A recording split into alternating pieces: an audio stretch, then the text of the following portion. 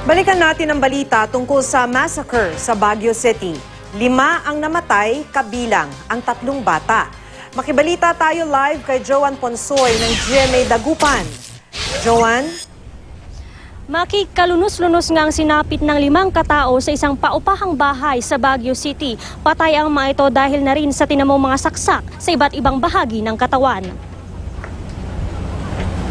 Duguan at wala ng buhay na matagpuan ng magkapatid na Jacqueline Cale Nociete, 19 na taong gulang, at Joey Nocieto Jr., 9 na taong gulang. Patay rin ang mga kalaro nilang sina Dave Jan de Guzman, 7 taong gulang, Raymond Del Mundo, 8 taong gulang, at Jonalyn Lozano na kasambahay ng magkapatid na Nociete.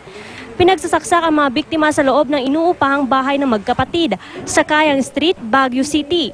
Ayon sa isang saksi na border din sa lugar, isang lalaki ang nakita niyang kumakatok sa pintuan ng inuupahang bahay ng magkapatid. Naka-green sweatshirt daw ito, black short pants, 5'2 hanggang 5'3 ang taas, balingkinitan at may kaitiman ang balat. Ayon sa pulis, posibleng pinatuloy ng mga biktima ang sospek dahil kakilala nila ito. Walang nakarinig sa pangyayari dahil nasa palengke ang lugar at may mga nagvi-videoke sa katabing gusali.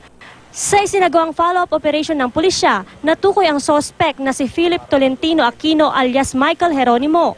Dati umano itong kasintahan ng isa sa mga kasambahay na magkapatid. Mismo ang naging kasintahan nito ang tumukoy sa sospek, base na rin sa nakuhang damit na naiwan ng sospek sa crime scene. Inaalam ngayon kung may kinalaman ng krimen sa alitan ng sospek at dati niyang kasintahan. Tinutugis pa ang sospek. Sino lang ba ang nakakaalam ng lugar na yon? Nakakalipat lang nila ng March 30, imagine mo, just barely a week. Just barely a week silang nandun, tapos nangyari itong karumal-dumal na krimen na to. Kaya nga masyadong yung galit, mararamdaman mo talaga yung galit eh. Kasi mga batang maliliit, tapos walang kinalaman. Maki, mismo ang dating kasintahan nga ng sospek ang kumilala sa duguang short pants nito na iniwan niya sa crime scene, maging ang belt na iniregalo raw nito sa kanya. Kasong multiple murder ang sasampa laban kay Aquino. Sa ngayon nga ay bumuo na ng Special Investigation Task Group ang PNP para mahuli ang sospek. Maki?